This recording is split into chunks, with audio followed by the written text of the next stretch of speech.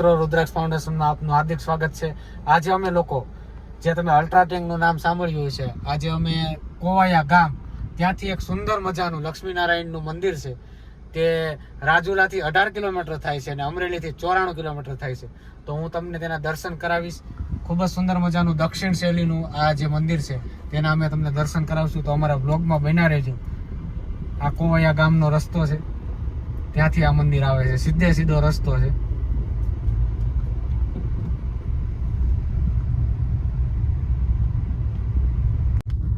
તમે આ જોઈ શકો છો, અલ્ટ્રાટેકનો ગેટ છે.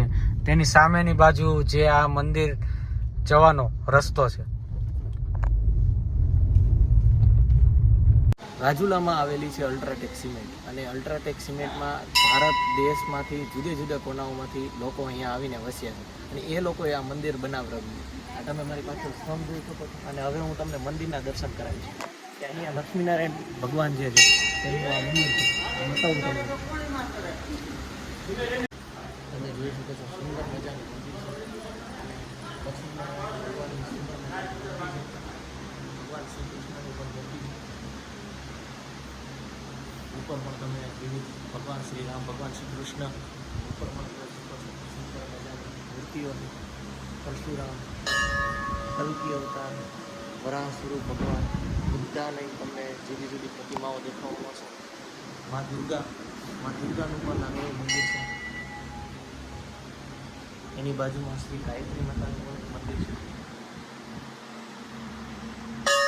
શ્રી રામ ભક્ત હનુમાનની પણ એક મૂર્તિ છે, તમે જોઈ શકો છો. અયોધ્યામાં જેમ શ્રી રામ ભગવાનની મૂર્તિ છે, એવી જ રીતના અહીંયા તમે મૂર્તિ જોઈ શકો છો. સુંદર મજાની આ જગ્યા છે, જે અમરેલી જિલ્લામાં આવેલી છે. આવા મંદિર ગુજરાતનું એમ કહી શકું કે પહેલું મંદિર આવું હોઈ શકે. મારી નજરે તો નથી. જો તમે ક્યાંય બીજી જગ્યાએ જોયું હોય તો કોમેન્ટ કરો. પાર્વતી માનું પણ અહીંયા સુંદર મજાનું મંદિર છે. શ્રી રામનાથેશ્વર મહાદેવ, એમની પણ તમે અહીંયા શિવલિંગ જોઈ શકો છો. શ્રી રામનાથેશ્વર મહાદેવ,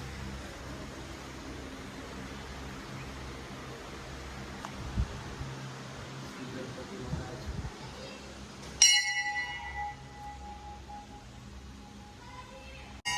સુંદર મજાનું ગ્રાઉન્ડ છે. અહીંયા એક વસ્તુ તમને જોવા મળે કે અહીંયા ગણપતિ બાપાનું જે મંદિર છે એની એક્ઝેક્ટ સામે ઉંદર અને ઉંદર જોવા મળે છે. અને સામે મહાદેવનું જે મંદિર છે એની સામે કોઠીઓ જોવા મળશે, જોઈ શકો છો.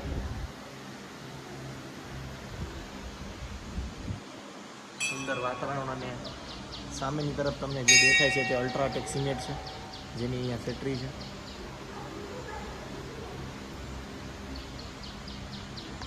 લક્ષ્મીનારાયણ મંદિરના દર્શન કર્યા, તેની એક્ઝેક્ટ સામે ગરુડજીનું પણ અહીં મંદિર છે.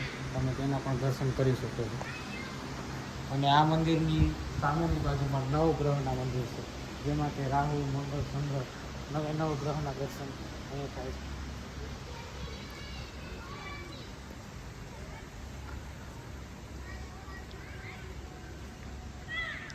મંગળ, રાહુ, ચંદ્ર, શુક્ર, બુધ, ગુરુ,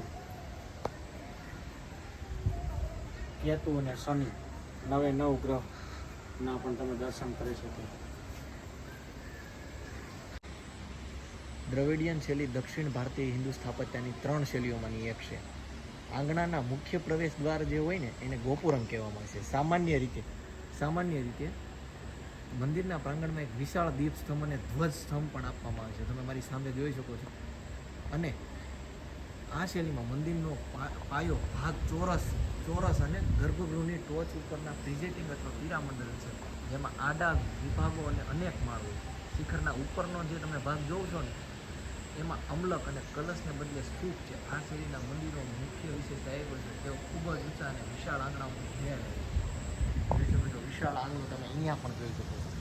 ખૂબ જ મોટી જગ્યા છે અને ખૂબ જ જૂનો ઇતિહાસ. આ મંદિર થોડાક વર્ષો પહેલાં જ અહીંયા બનેલું છે. જે લોકો અહીંયા અલ્ટ્રાટેક સિમેન્ટમાં અહીંયા જે લોકો કામ કરવા આવતા હોય અને જે લોકો અહીંયા આવીને વસ્યા છે એવા લોકોએ આ મંદિર બનાવ્યું છે. ખૂબ સારું એવું મંદિર છે. જો તમે શનિ રવિનો કંઈ પ્લાન કરતા હોય ને કંઈ તમે અહીંયા ફરવા આવવા માંગતા હોય તો અહીંયા આજુબાજુમાં 3-4 મંદિરો એવા છે કે જેના તમે દર્શન કરી શકો છો. અમારા વ્લોગ્સમાં એને પણ અમે વ્લોગ્સમાં લીધા છે. આ જગ્યા કોવાયામાં આવેલી છે. કોવાયા ગામ રાજુલાથી 20 કિલોમીટરના અંતરે જ આવેલું છે. ખૂબ સારી એવી જગ્યા છે અને આવા અવનવા વિડીયો જોવા માટે અમારી યુટ્યુબ ચેનલને તમે સબસ્ક્રાઈબ કરીને રાખો. મળીએ નવા વિડીયોમાં. જય શ્રી કૃષ્ણ. રુદ્રાક્ષ ફાઉન્ડેશન લોક્સ ને સબસ્ક્રાઇબ કરો.